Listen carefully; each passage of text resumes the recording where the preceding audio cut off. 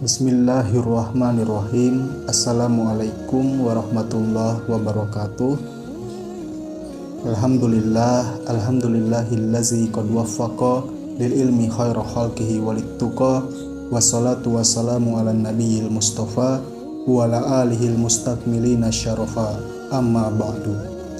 Pada kesempatan kali ini insya Allah kami akan menerjemahkan dan menjelaskan secara singkat kitab Safinatun Najah dengan menggunakan bahasa Indonesia, yang mana kitab ini dikarang oleh Syekh Salim bin Samir Al-Hadrami rahimahullahu ta'ala.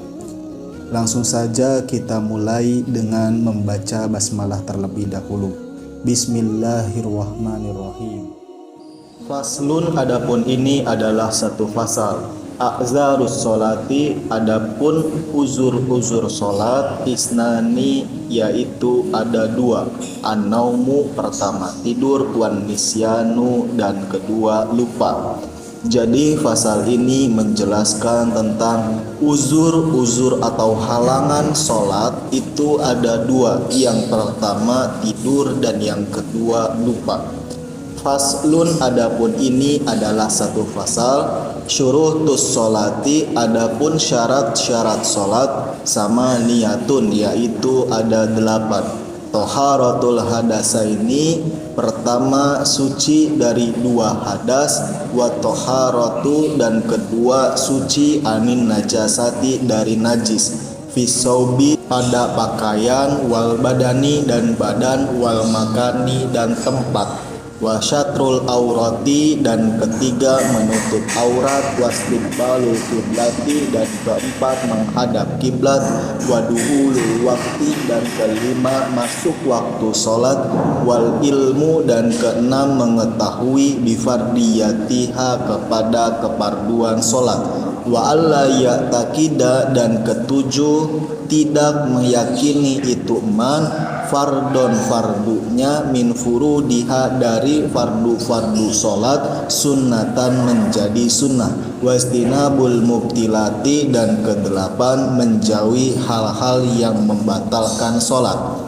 Al-ahdasu, adapun hadas, isnani, yaitu ada 2. Asgoru, pertama hadas kecil, wa akbaru, dan hadas besar. Fal asgoru, maka adapun hadas kecil, ma adalah sesuatu aujaba, yang mewajibkan itu al-wudu'a, kepada wudu. Wal akbaru, dan adapun hadas besar, ma adalah sesuatu aujaba, yang mewajibkan itu al-ghusla, kepada mandi.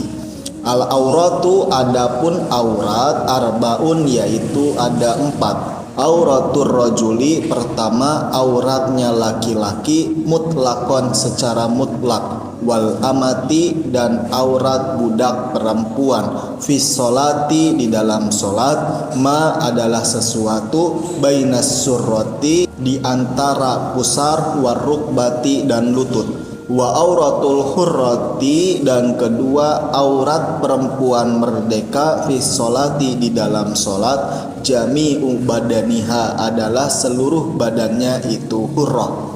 Ma, yakni sesuatu, siwal wajhi, yang selain wajah, wal kafaini, dan selain kedua telapak tangan.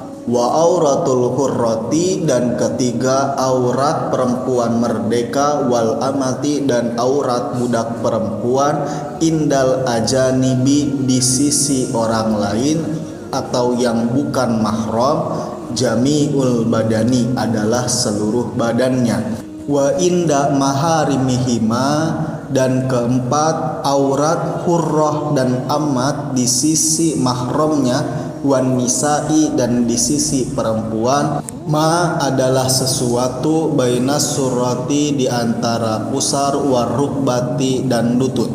Jadi pasal ini menjelaskan tentang syarat-syarat sholat ada 8. Yang pertama suci dari 2 hadas, yang kedua suci dari najis pada pakaian, badan, dan tempat, yang ketiga menutup aurat, yang keempat menghadap kiblat, Yang kelima, masuk waktu sholat. Yang keenam, mengetahui keparduan sholat. Yang ketujuh, tidak meyakini fardu sholat sebagai sunnah. Yang kedelapan, menjauhi hal-hal yang bisa membatalkan sholat. Hadas ada dua, yang pertama hadas kecil dan yang kedua hadas besar. Hadas kecil adalah hadas yang mewajibkan wudhu, sedangkan hadas besar adalah hadas yang mewajibkan mandi. Aurat ada 4. Yang pertama, aurat laki-laki secara mutlak, baik di dalam sholat ataupun di luar sholat.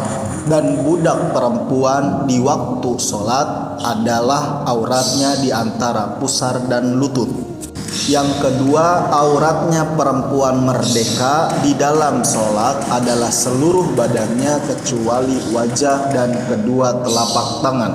Yang ketiga, auratnya perempuan merdeka dan budak perempuan di hadapan laki-laki lain yang bukan mahramnya adalah seluruh badannya. Dan yang keempat, aurat perempuan merdeka dan budak perempuan di hadapan laki-laki yang mahramnya, maka auratnya adalah di antara pusar dan lutut. Faslun, adapun ini adalah satu fasal. Arkanus sholati, adapun rukun-rukun sholat, sab'ata asyara, yaitu ada 17. Al-awwalu, adapun yang pertama, an-niyatu adalah niat. As-sani, adapun yang kedua, takbiratul ihrami adalah takbiratul ihram.